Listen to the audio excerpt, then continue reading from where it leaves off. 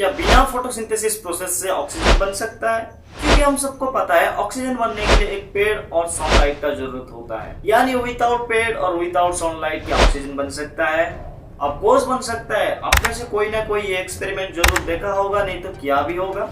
सबसे पहले एक बिकर चाहिए, उसके बाद एक वुड प्लेट चाहिए जिसके अंदर 2 होल हो, फिर 2 टेस्ट ट्यूब चाहिए, फिर उसे कुछ इस तरह सेट करना है, फिर कुछ बैटरी चाहिए और बैटरी के अंदर जो ग्राफाइट है उसे इस तरह जोड़ देना है, फिर बिकर के अंदर पानी ले लेना है, फिर ट्यूब के अंदर ग्राफाइट को डाल देना है और सेट कर देना है कुछ इस तरह।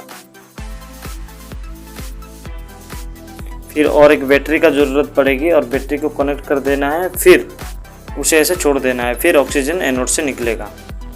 मिल गया ना ऑक्सीजन, वो भी बिना पेड़ और बिना सनलाइट और विदाउट फोटोसिंथेसिस प्रोसेस से। तो इतनी छोटी सी बात को मैं इतना बड़ा चढ़ा के क्यों कह रहा हूँ? वीडियो के आगे आपको ये सब कुछ समझ में आ जाएगा, देखते रहिए। मिस्टर एंड्रयू स्वीटमैन, इसका नाम और इमेज अपने दिमाग में छाप लीजिए, क्योंकि आज की कहानी का जो मेन हीरो है वो यही तो है। 2013 में एंड्रयू ने एक एक्सपेरिमेंट करने के लिए जब एक लैंडर को समुद्र के अंदर छोड़ा, तब उन्हें एक्सपेरिमेंट का एक पॉजिटिव रिजल्ट मिला। यानी वो एक्सपेरिमेंट करके ये दिखाना चाहते थे कि जब समुद्र के अंदर जाओगे तो ऑक्सीजन का लेवल कैसे कम होते जाता है। लेकिन जब वो एक्सपेरिमेंट कर रहे थे तब कुछ समय के लिए तो ऑक्सीजन का लेवल कम होते गया, लेकिन फिर अचानक वो ऑक्सीजन का लेवल बढ़ते गए, जो कि हैरान कर देने वाली बात।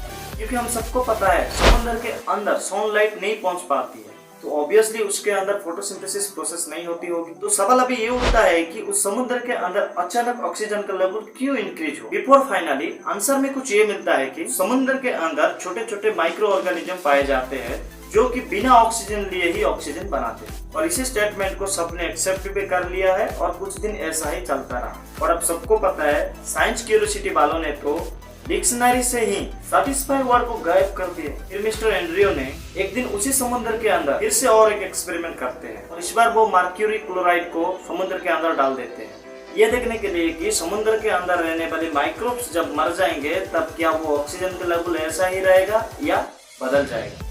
क्योंकि कहा जा रहा था कि माइक्रोब्स के वजह से समुद्र के अंदर ऑक्सीजन लेवल बढ़ रहा है, लेकिन इस बार भी उन्हें कुछ अलग ही रिजल्ट मिला। समुद्र के अंदर ऑक्सीजन का लेवल कम नहीं हुआ, सिर्फ कांस्टेंट ही रहा। ऐसा कैसे हो सकता है? मैं भी हैरान था इस रिजल्ट को देखने के बाद, और फाइनली मुझे उसका आंसर मिल गया। Oh no, solution mister Andrew को मिल गया। जब समुद्र को अच्छे से रिसर्च किया गया तो उसके अंदर कोबाल्ट, निकेल, कॉपर, टाइटेनियम जैसे एलिमेंट देखने के लिए मिला, जो कि आपको बैटरी के अंदर भी देखने के लिए मिलता है।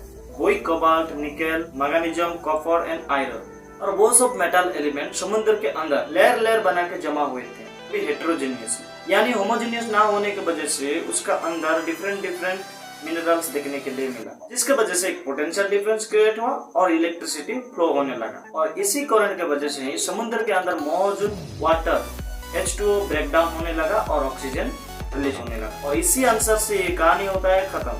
और इसका प्रैक्टिकल प्रूफ देखने के लिए आप घर पे ये एक्सपेरिमेंट ट्राई कर सकते। आज के लिए सिर्फ इतना ही, फिर से मिलेंगे, जल्दी मिलेंगे। जय हिंद।